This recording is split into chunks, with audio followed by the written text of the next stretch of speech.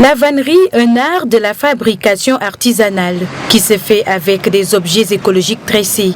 C'est à l'aide de tiges fines d'un arbre exploité que sont faits plusieurs articles tels que des paniers, des coffres à bijoux, des garde-pains, des objets d'ornement, des chapeaux qui protègent contre le soleil ou encore des tintins. La plupart de ceux qui achètent ces objets les utilisent dans la décoration. Mais auparavant, ces outils servaient à autre chose. Ils servaient de grenier, de garde à manger. Les femmes y gardaient leurs vêtements, leurs bijoux et d'autres secrets. C'était avant l'arrivée du caoutchouc.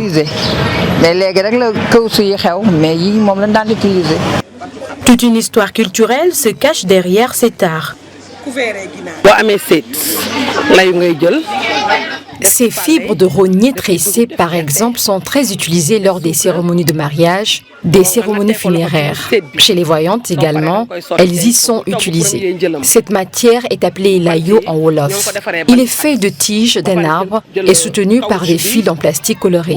Il peut servir de couvercle pour les calebasses. Vendus à des prix variés, ces objets proviennent de Ngaïméré dans la région de Thiès, dans le centre du pays. D'autres proviennent du Mali et du Burkina Faso.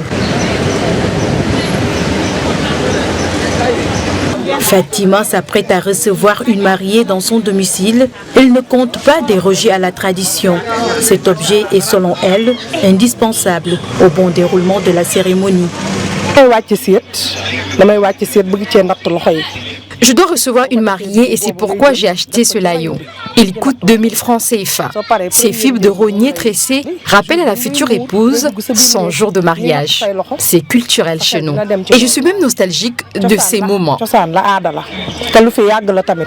L'art de la vannerie revient traditionnellement aux femmes. Ce travail renvoie à un système complexe de savoir qui non seulement comprend les techniques de l'art de la fabrication, mais s'étend aux aspects écologiques et culturels de la transformation des matières premières.